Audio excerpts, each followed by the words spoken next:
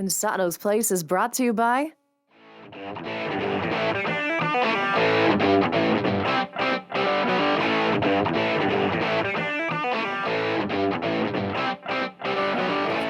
the hottest exotic car this summer is not a Ferrari, it is not a Lamborghini, it is a Maserati. Yes. We got a brand new ITL, a really brand new ITL. We've got promotions from Vintage King. You're at the place. It's Pensado's Place.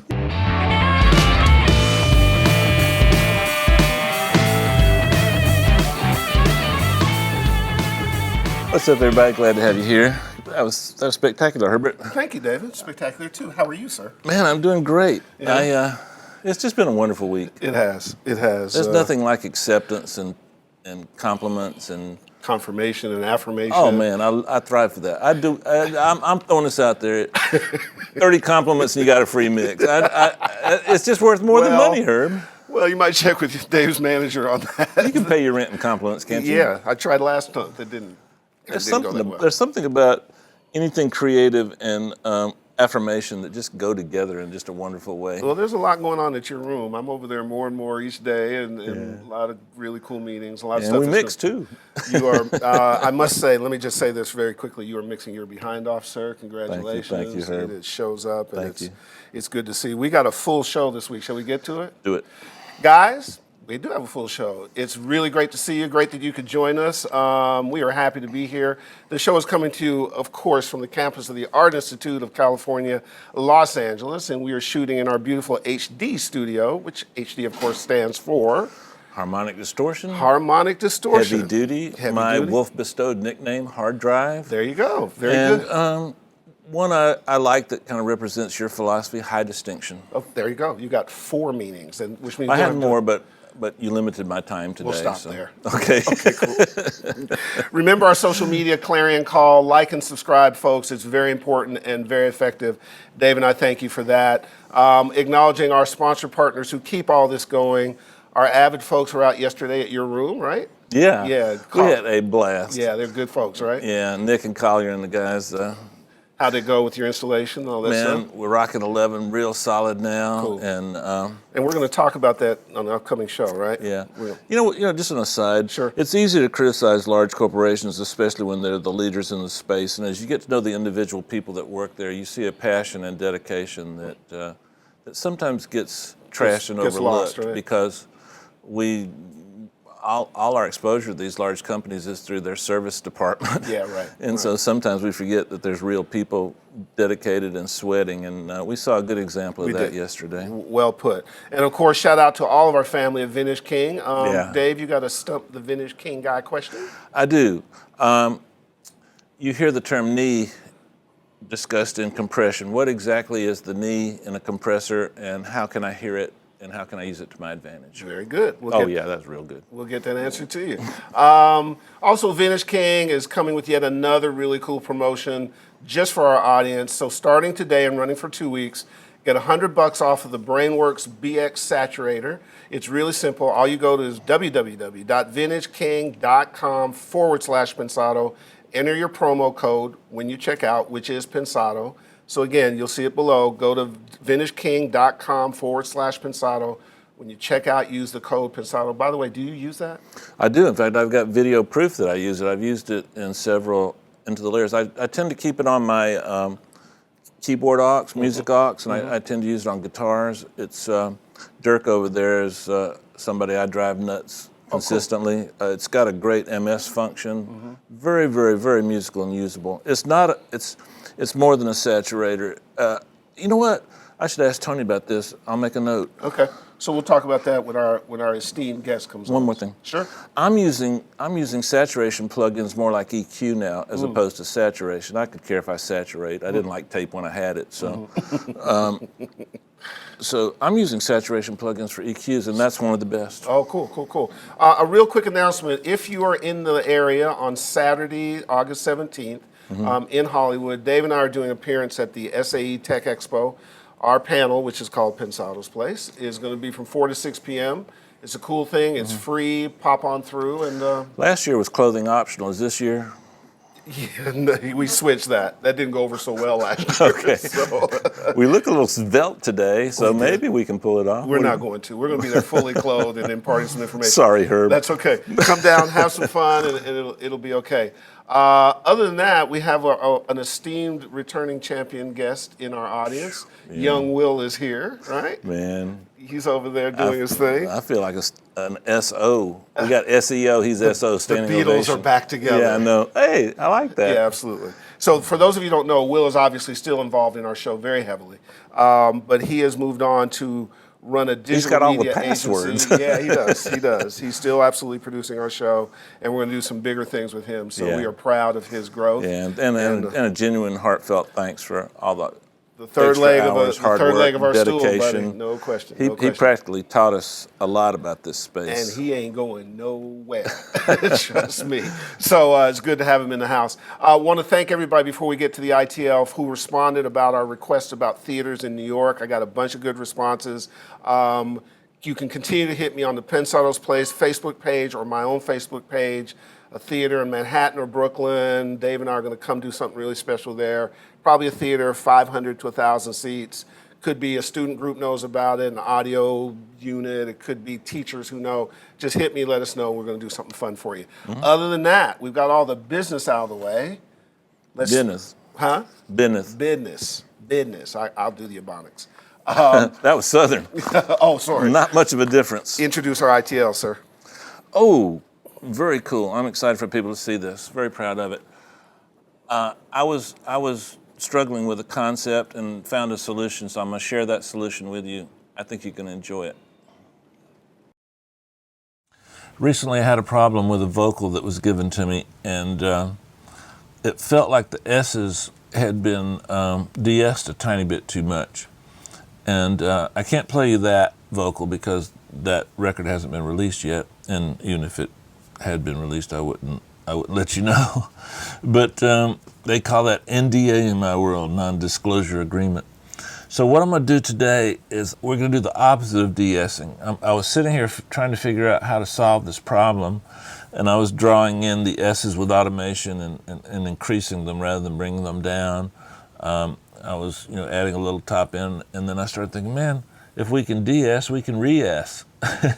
So I took our old buddy, our Island compressor, Renaissance compressor, and what I did was I'm using it in an expansion mode. Now, any expander, any compressor that will allow you to expand will do this. So now I'm expanding.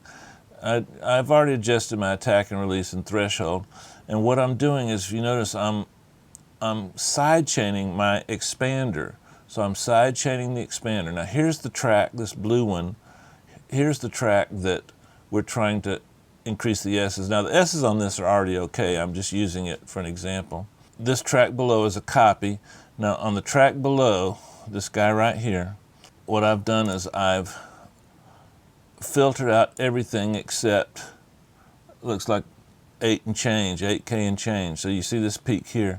Now as you move this peak around, that's the frequency that you're going to boost automatically with the expander. So I'm doing this S just so I can show it to you. Well, you know what?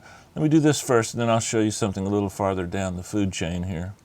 So here's my S, normal. This is without any expansion.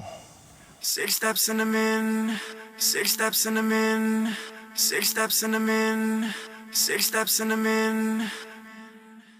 Now, if I unmute this track, watch what's happening here. Now, on this particular plugin, the plugin's not important, but on this particular plugin, if I go up with my ratio, that means I'm expanding. If I go below this line, I'm compressing. So watch what's going on. 6 steps in the min, 6 steps in the min, 6 steps in the min. Can you hear that?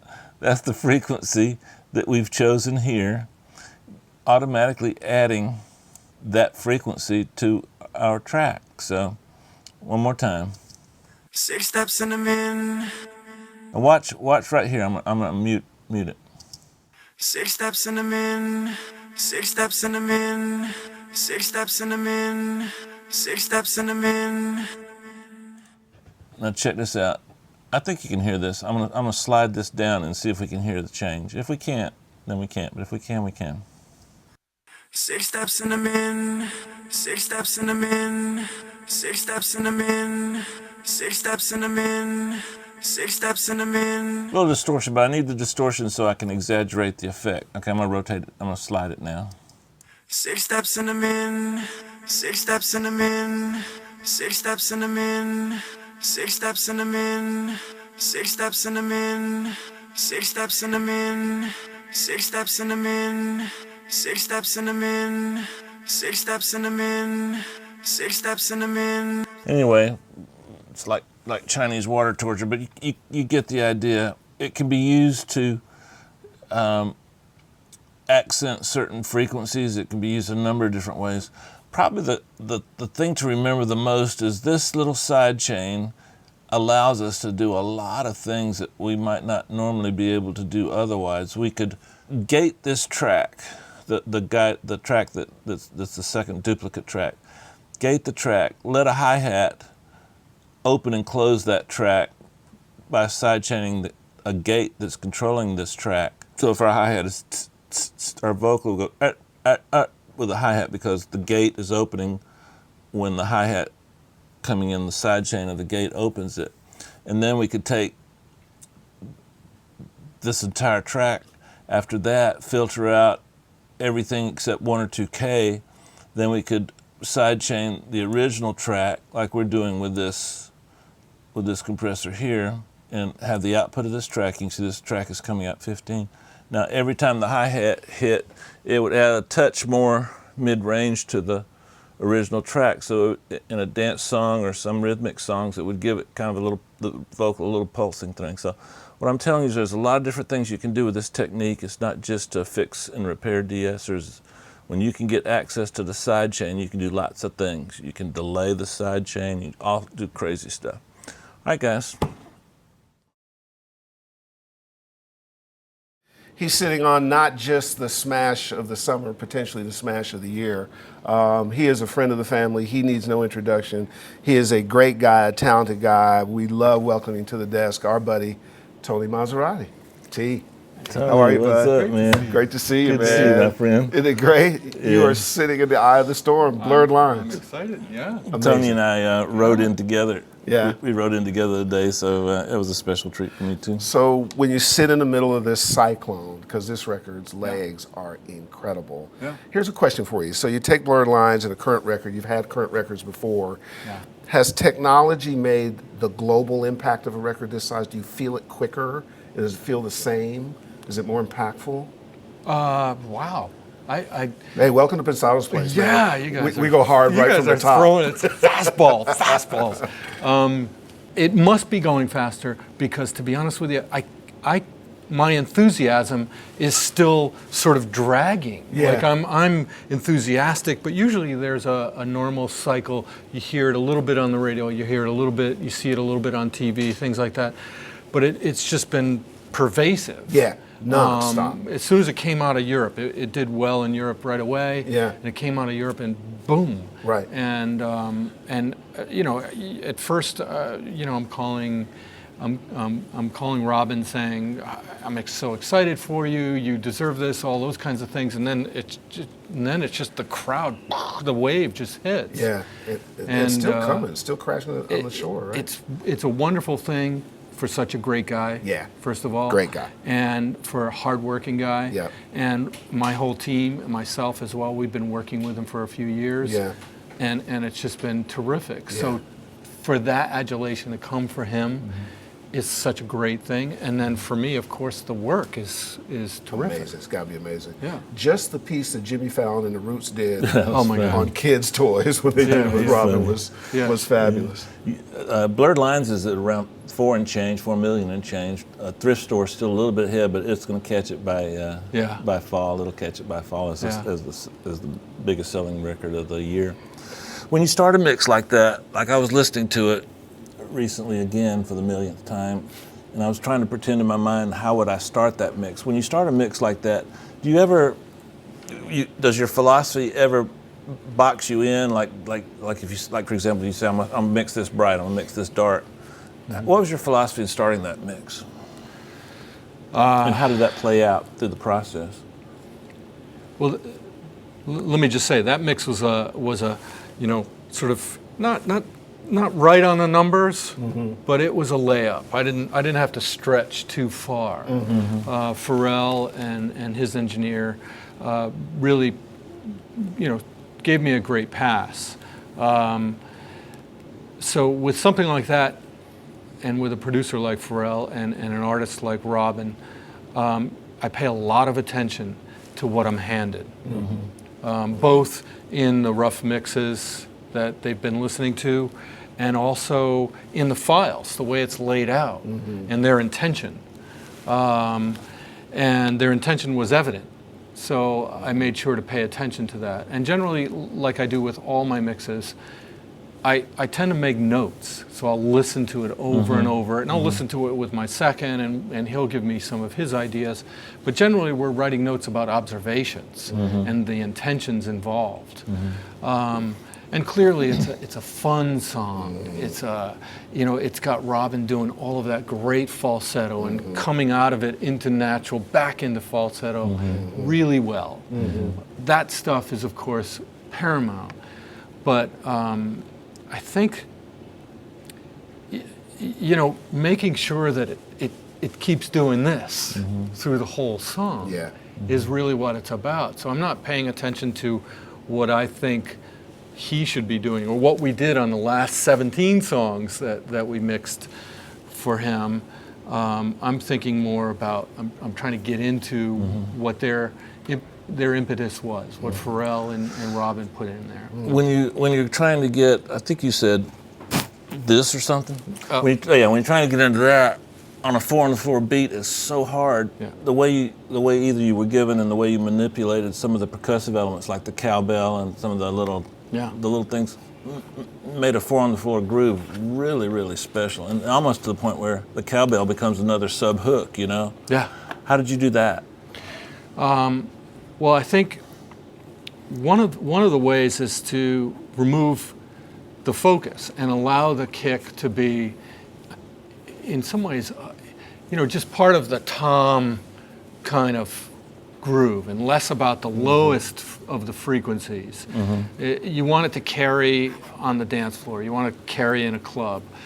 You want it to carry, but certainly the bass should be the thing in that song that both is the voice and is also it's also implying a feel, a genre, a happiness, and then just the distraction of the percussion. And the percussion is loud in that song. Very loud, but it's so cool. Yeah. And the panning is good too.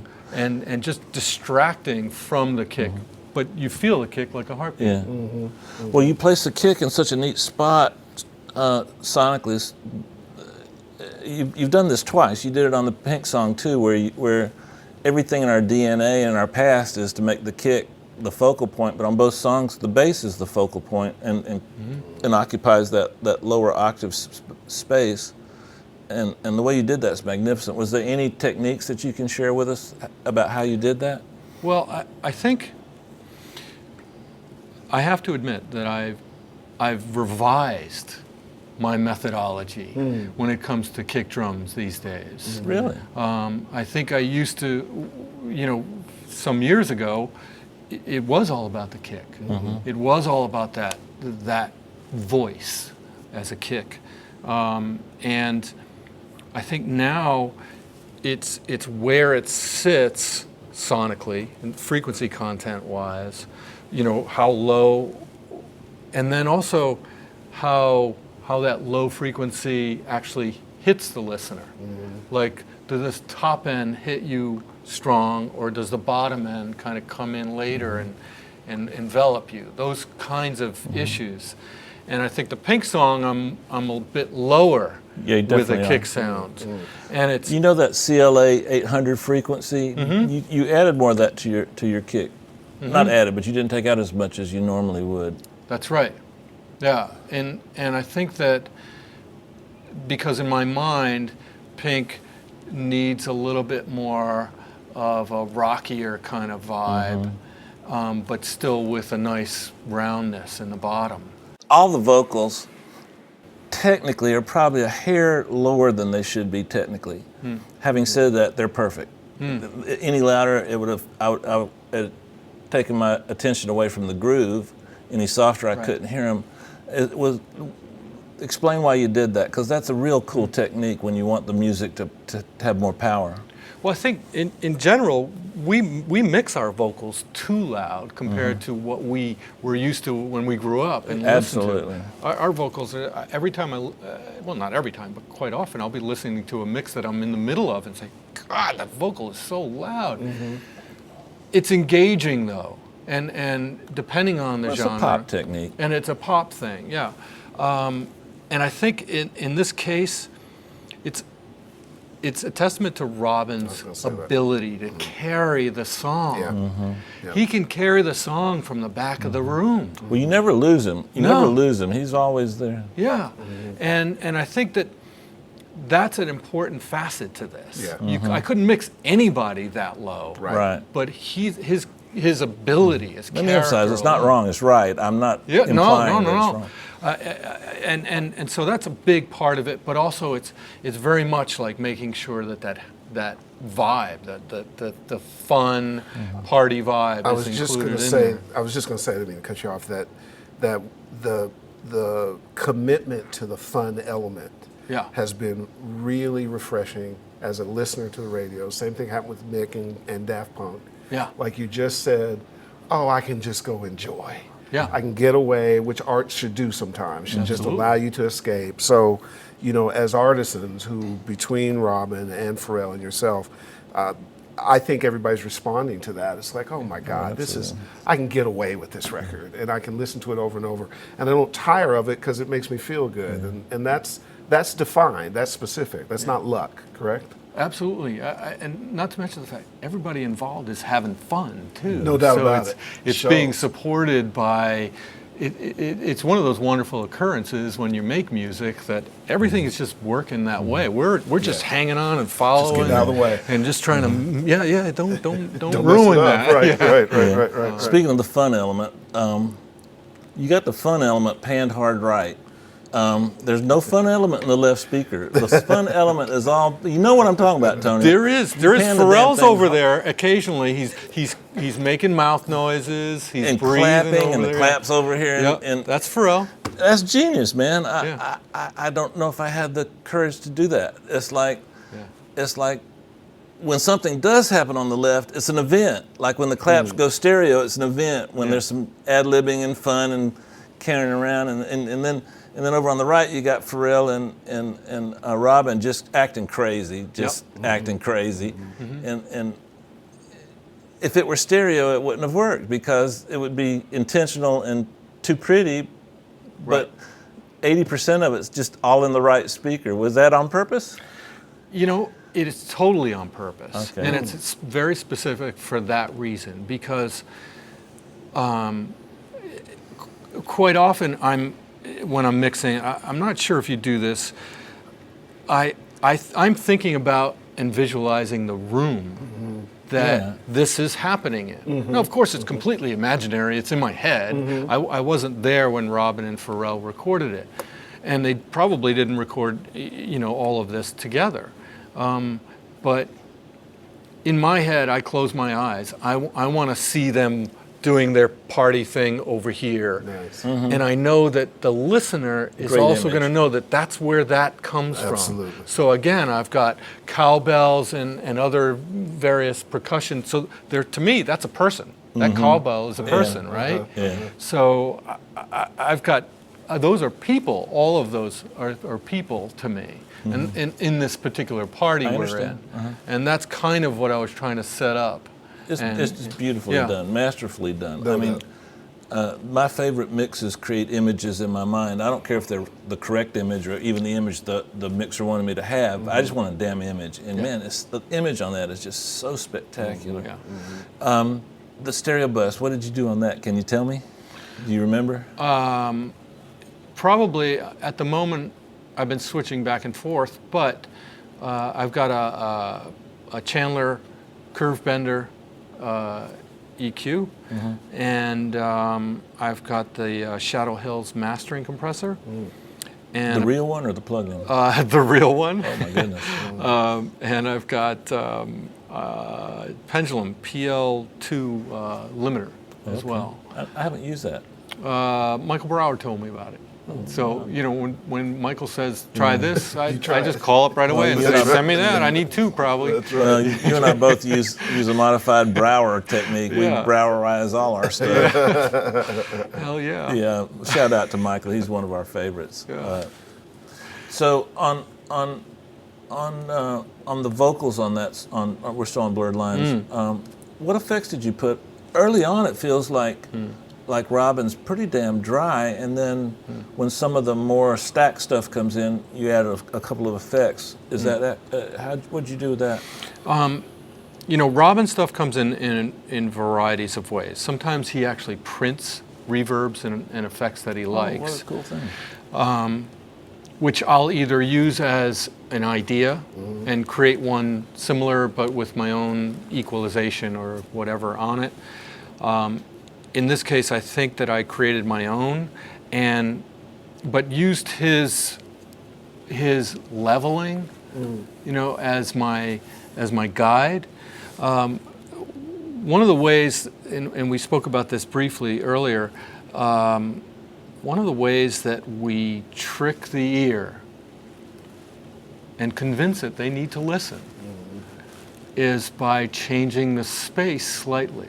So if I bring Robin up close to you in the beginning, I've got you. I've at least got you for a few more bars. Are you using early reflections to do that, or are you shortening the reverb, or are you placing him in that room space with early reflections? How are you doing that? In the case of that track, I use 2 stereo delays, and I have most of the time it's either a 6. It's a bit complicated, not for you, of course, but Everything's complicated for me. And if it's not, I find a way to make it complicated. It's my gift. it's not complicated. It's more complicated to say than it is to do. It's like 16 and 14 milliseconds is what it sounds like, if that helps you. I'm actually using a 16th and an 8th. And so it's I'm longer. darkening the 8th Okay. with a top filter. And the 16th, I'm not. Are they panned? And they are panned wide, but they're panned. I've got another one that's slightly different than a 16th, so a little more than a 16th here and a little more than an 8th there. So they're just the 8th and the 2 8ths are doing a little bit of shaking, and the 2 16ths are doing a little bit of shaking. The 8ths are darker, the 16ths are a little brighter. Oh, I love that. Are you And then, of course, I'm manipulating. I'm sending into them based on where I want. In the beginning, I'm bringing the listener in, so Gotcha. I'm lowering that. Are you using the 1210 at all anymore on that? I'm not. 1210 died on me. You want mine? I don't, Did- because did- I don't I have think- any more. You know what I've I been think doing? you gave me mine. I did have 2, so it's possible.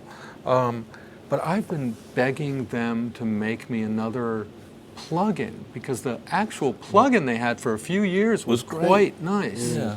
And they just keep saying they moved on. So, if you're listening, please, TC. please, TC, Are they make another Danish? They're a 12. Danish company, aren't they?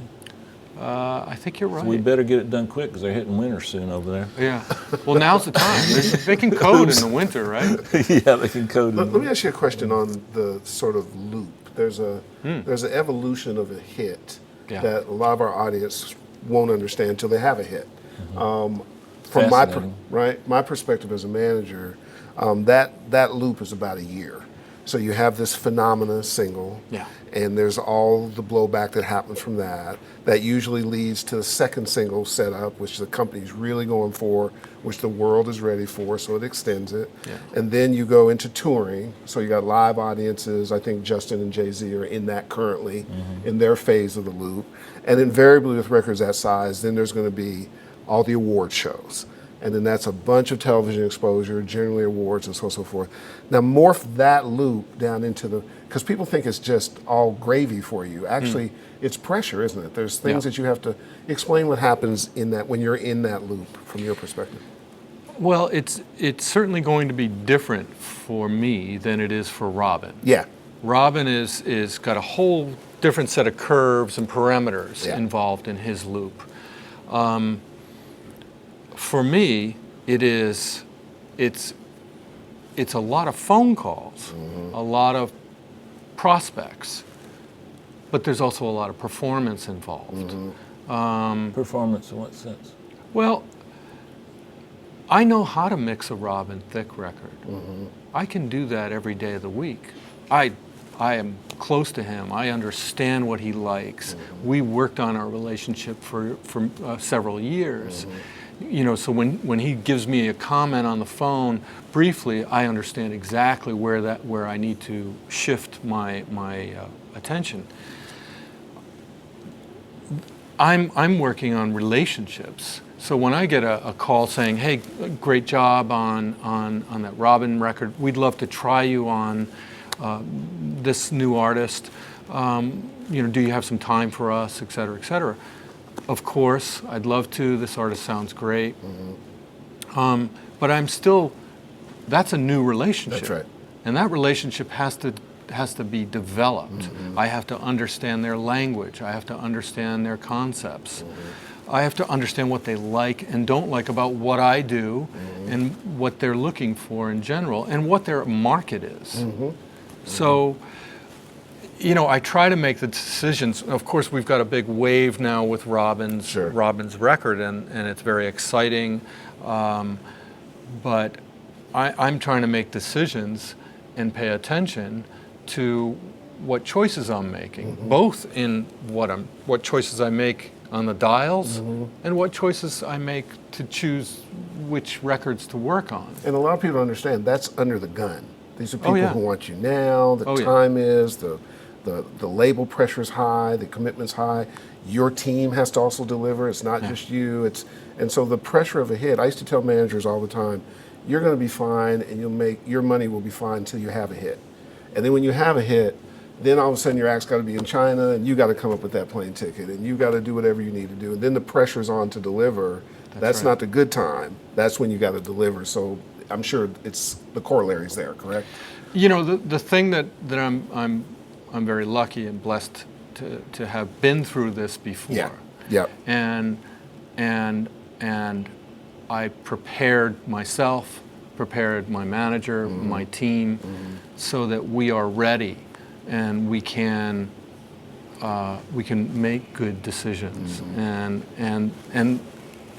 my manager and my team are handling things so that I can make good decisions with the knobs. Absolutely. You know, because that's really what it comes down to. That's right. I've got to continue to do a great job with the buttons and knobs, with my ears, and my team has to perform, and my manager has to make smart decisions for me. That's right. That's right. The song that allowed you to practice for this was the Pink song.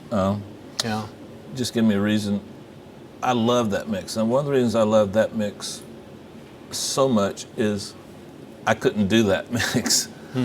I was playing with that mix, and I took a low-pass filter, and I started backing it off.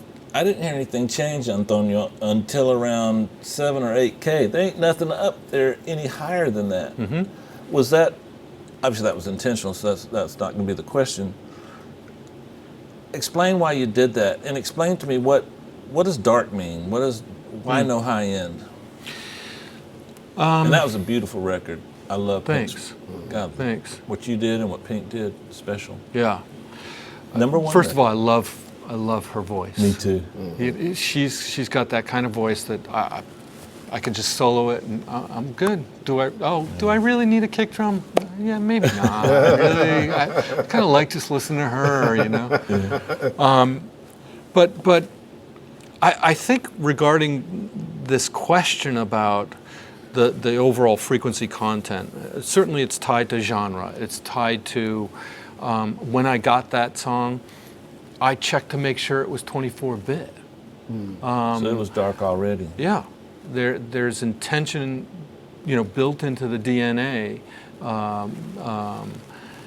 and that Jeff Basker put in there. And he is very intentional about his sounds. Jeff's the beast. Yeah. So it's not so much that I couldn't have added more higher frequencies. It's that I'm paying attention to what his intent is. And I think that the issue about darkness, and we could talk about this at whatever point you navigate. But it's a good time. Let's do but it. I've been using a lot of lo-fi, a lot of, and like you just said, using I don't know if you said saturation as EQ, using bit manipulation as part of my tablet of my energy set. Exactly. Because quite often in the past, we would be on an SSL and you push high frequency, it gives you more energy and more perceived energy. But now we have this other set of knobs that say, well, I can crunch this, this cowbell, and its harmonics resonate slightly differently, giving it less attack but more, something. So I think Tony, I'm going to stop you because maybe I could drop by one day and we could maybe put together an ITL on this, because I think this is the future and a new wave of doing things, because we've got these tools we didn't have 5 years ago, like the Brainwork Saturator. I'd love to. Okay, let's think about that. Yep. Yeah, I'd love to. Brian Peterson, you in? He's in. Okay, good. Wonderful. The answer to this next question from me is yes.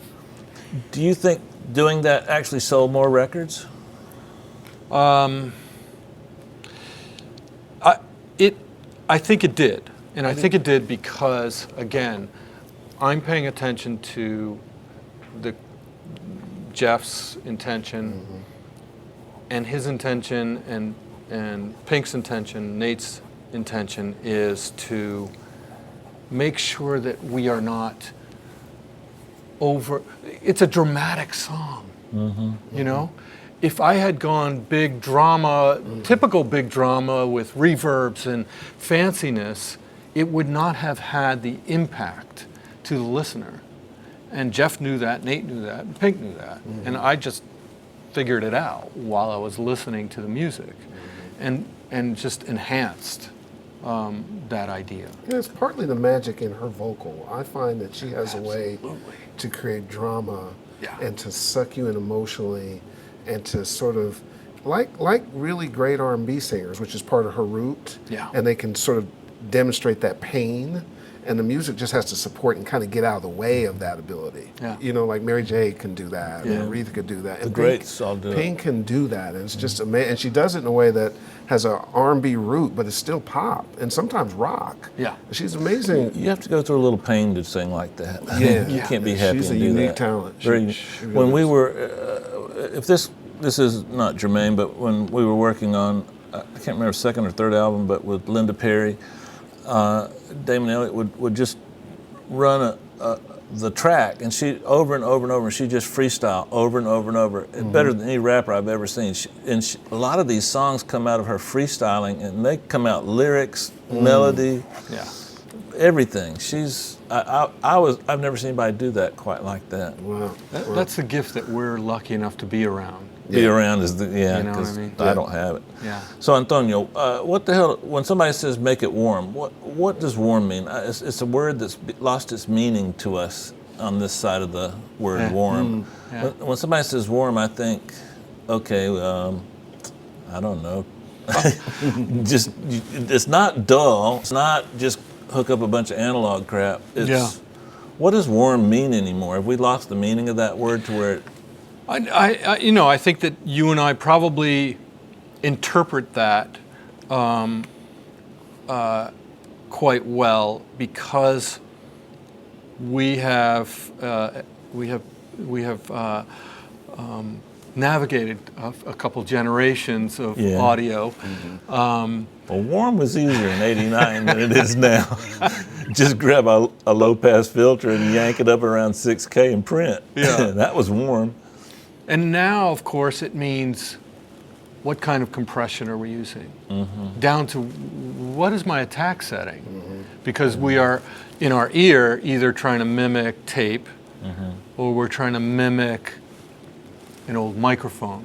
Or we're trying, to our ear. It's almost like we're trying, now Warm has moved out of the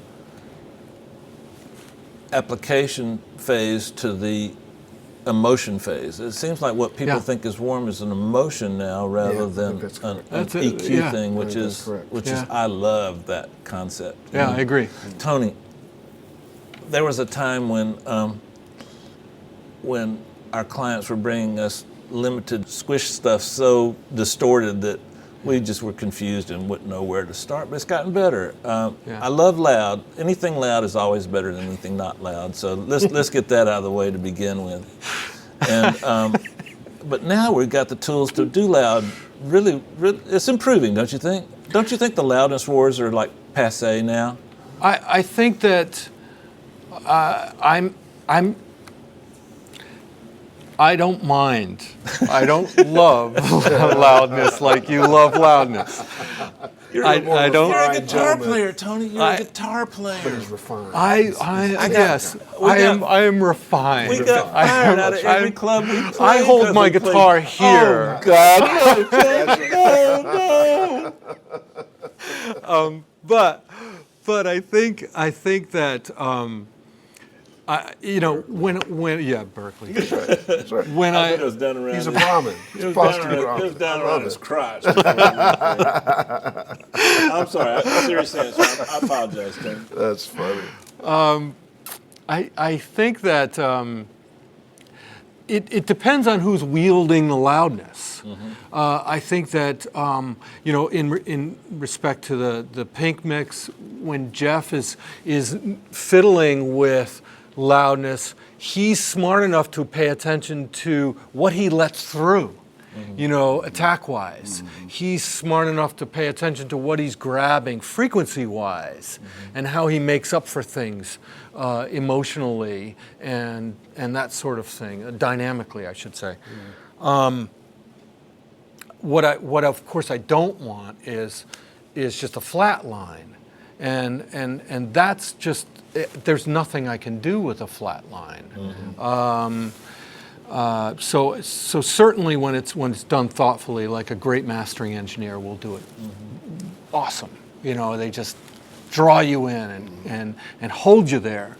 And I like to think that when I'm doing it well, I'm doing that.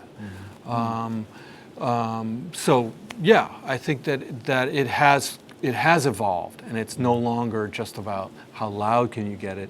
It's about how creative. Has 32-bit floating point made it easier? I think it has, hasn't it? We can kind of punt the problem down the road to the mastering guys a little easier now. I was going to say it's slightly deceiving. I don't know. Again, I think that I'm continually trying to. What I want to try to do is always be in a creative position, and not in trying to beat your mix out because your mastering guy made it louder. I think we just need to educate, and I'm not using the word educating in a condescending way, but we just need to expose some of our clients, spend a little time, show them how to do it both ways, let them decide. They're the creative people, and I'm noticing that a lot of what I'm getting now is limited in a really more musical way than it was when L2 first came out. Let's do this. Clock is ticking. Loosen up your arm. You ready for batter's box? I was born ready. Me and Gaga, we were ready. We saw her, didn't we? Hung out with Gaga Saturday. She was very cool, I must say. Don't ask her if she hung out with me, because she didn't hang out with me. I hung out with her Saturday. There we go. All right, Mr. Maserati, you ready? Dave, fire away. Okay. It's batter's box time. Wait. I don't. You're ready. You're always ready. I gotta. Okay. Condom. Condom. Magnum. Nice. Vocal plug-in. What? Vocal plug-in. Vocal plug-in. C4. Ooh. Nice. Vocal outboard gear. Chandler Zener. Okay. He's getting me. I had him on condom, but I lost him thanks to your Magnum thing. Bass. He gave me, he's like a good coach. Absolutely. Bass. I'm working with lo-fi. Oh, cool. Kick. Kick. Ignore till the end. Nice. Oh, we'll have to come back to that. Transients. Transients. Multiband. Favorite cheap reverb. This is a Camel Fat, Camel Phase, Camel Space, Camel Space. And by the way, it's not a cheap reverb. That's just it's inexpensive. Delays. Like the ones you used on Robin. Yeah, but Was it a plugin? that was a plugin. Delays. I just have to say Sound Toys. That's just Yeah. Echo Boy. Okay. 3 island plugins: EQ, compression, and effect. EQ, compression, and effect. Wow. We got these Maserati plugins. Nice. And they happen to do all of those things, but I'll continue. No. You know what? This is a good time to say this. Not only do your plugins work exceptionally well for what they're designed to do, but I use the vocal one on acoustic guitars. I just randomly pull them up and get new sounds on drums with some of them. They really are special. I'll give you a pass on that one. All right, sweet. Chorus. I've been having problems with chorus, so I've been sticking with tried and true Dimension D UAD. Yeah. Just All 4 buttons in? All 4 buttons in, just because I haven't found something better yet. Limiter. Limiter. I have been experimenting and getting into Colin McDSP. Yeah. The ML or the Not the ML, the retro one? the retro one, love and the retro what is one. it? The 6030 Yeah, whatever. that's got all of them. He's in got there, he's too. got an EQ coming out like that. Yeah. That dovetails in with the frequencies of the compressors. Yeah. I got it, you don't. Intentional distortion. Oh, well, that has to be lo-fi. Because can I use that again? Yeah, of course. I guess I should say unintentional distortion. I don't know what the difference is. Yeah. Okay, and last but not least, Scotch cigar combination. And I'll accept what we used to do at Enterprise back in the day with Teresa Labarbera White. I'll accept any of those answers with single malt involved. I am sticking with and have been my Macallan 12. Single malt. But one of my seconds. He's taking this serious, Herb. Absolutely. Yeah, I mean, I was smoking a cigar when you saw me this morning. I know. I can't remember. It's like Harry's Cigars or Harry the Cuban or something, Nice. who makes cigars in the Miami area. Well, people don't think this is important, but my career was floundering when you gave me that bottle of scotch and that cigar. Remember all those days? Turned it around. We cleared the room. That was the way to clear the room. Oh, You heck know what's yeah. great about Tony in Batter's Box? Tony can run the bases, slide into home, and get up, and there's no dirt on his uniform whatsoever. true, Right? that's true. Pinstripes are perfectly aligned. You know what? Let's go to corner office. The guy in corner office is so cool. We only go by his first name, Chongor. Chongor. How are you, man? He's half the man he used to be. Great. Let's pose a rocking. few. This first one's from Damon Martin. If you were starting your engineering journey today, what would be your top priorities? Interesting. What do I know what I know now, or do I? No, you're just starting out. I'm just starting out, so I don't know anything. Yeah. Yikes. I would say hopefully somebody like me or Dave or Herb would give me advice that says something like, learn how to use microphones, get a really powerful laptop, and continue doing your ear training. There you go. I don't. I think that's Excellent. Great Yeah. answer. That's good for any. That's good advice for any. Anybody. Chong, This another one? next one's from Ryan Cornell. With such strong singers, do you create a space for them based on the instrumentation, or do you listen to the natural environment they created vocally and simply enhance that? Holy cow! Our audience is on fire. They're so good with these questions. Yeah, that's almost like a several questions. I actually create the space, and again, as I said earlier, I try to think about the room they're in, if they're in a room at all, or wherever they are, what environment they're in. But also, of course, it's not only the spatial things like delay, reverb, it's also the harmonic things that are involved, and the. So I will cull the instrumentation if I feel it necessary, or I will just EQ it differently, or filter it differently. So yes, creating space for my vocalist is paramount. Two more, Chong. This first one's from Matla. What is for you the most important feature that a mix must have? It must be compelling. That's job one. It's got to be compelling, got to draw you in, got to hold your attention all the way down the line. Yep. And this last one's from Roman English. What's your train of thought about using parallel compression on instruments besides drums? I use parallel compression on anything. It's actually built into two of my plugins as well. So I use it on anything that I feel I want to push out a little bit more energy on without perhaps changing its hierarchy in the mix. Tony, when you're doing this, do you have, like Michael Brower, a dedicated compressor for multiple parallel uses, or like what I do? I have one kick drum, one parallel chain for that. Are you using a dedicated parallel chain or a? I have several. So I'll have a parallel chain that I generally use just for drums, Right. which usually includes a Allen Smart C2.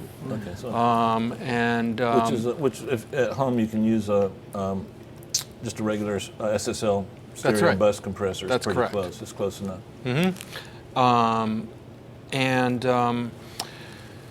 I also set up both analog and digital parallel compression networks that I'll send. I generally focus them like you do, per instrument or per group of instruments. So it could be for guitars, could be guitars and bass maybe. But there are those occasions where I will, I'm just looking to throw in the kitchen sink. I'm trying to get more energy from the whole thing. Or I believe that the whole thing crunched together is going to give me the energy I need. Have you played with Manny's dedicated plugin that does the parallel compression with per frequencies? It's pretty cool. Yeah, I used it and loved it right I away. loved it too. I like the width too. And when you talked about compression, EQing with compression, that was one of the things that immediately stuck out when I started using that. Too cool. Our clock has run short. It goes so fast. I know, right? Flies. I just got here. I know. The drive was longer than the interview. How's Mirrorball doing? Oh, Mirrorball is great. Yeah. Yeah, great team of guys, Yeah. amazing engineers, Yeah. producers, writers. Yeah. It's like a little mini school. Well, It's just go ahead. no. You're making my point. It's the future. It's on so many levels. There's so much right about. First of all, Mr. Maserati, and secondarily, the way he mentors and shares in an organized. I was going to say before you say goodbyes, first of all, kudos to your team and management. Just as a manager, I love what you guys have done campaign-wise. People don't understand their campaigns behind this. Secondly, the other thing that you always do, Tony, since I've known you, is you elevate the room. You never not. He always bring a value system and a dignity to what you do. Your mixes reflect that. The people who work with you reflect that. I just really appreciate that. I think that's really cool. So now you have to put up with us stalking you to involve you in more things we're doing. Can we do that? Yeah, of course. So first up is going to be that ITL that you guys That's talked right. about. Then we got more stuff to do. I'm looking forward to that. We love you, man. Thanks for having me. Absolutely. Thank you, Tony. Dave P., take us home. Hey guys, sometimes you might think that that at the level we work at, that everything is cool and everything's wonderful, but sometimes we need somebody to talk to also that understands what we do. Yeah. For me, obviously, that's Herb. And Tony has always been there for me. Back in '03, I was going through a little dark period, and Tony met me in San Francisco at AES, and we went to a Mexican restaurant. I paid for it. And everybody needs somebody like that, no matter what level you're at. That's right. And Tony's the best, and I want to thank him personally on the air for that. But you guys find your own Herb and Tony, and if you can't find one, watch Pensado's Place, and we'll substitute a little bit of that, what I get from them and these guys. So I want to thank you for hanging with us this week, and it was a great show. I learned so much, and on the way home, I'm going to take Mr. Maserati back to Mirabal, and I'm going to learn a little more. I'll share that with you in the future, okay? Bye-bye.